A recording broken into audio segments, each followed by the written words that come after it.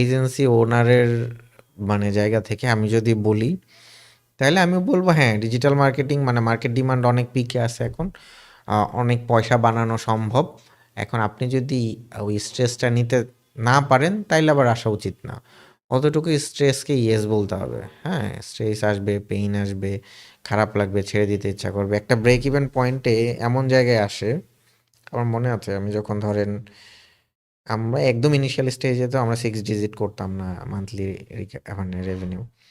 তো আমার কয়েকটা জায়গায় আছে এরকম হইতো যে আমার পরে এই কুল থাকার জন্য আমার এমনিতে অ্যাংজাইটি ইস্যু আছে।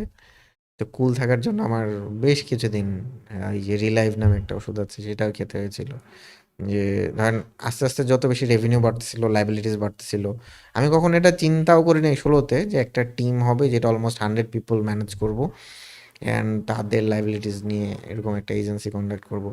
তো ওই টাইমে চিন্তা করলে মানে স্টার্টই করতে পারতাম না।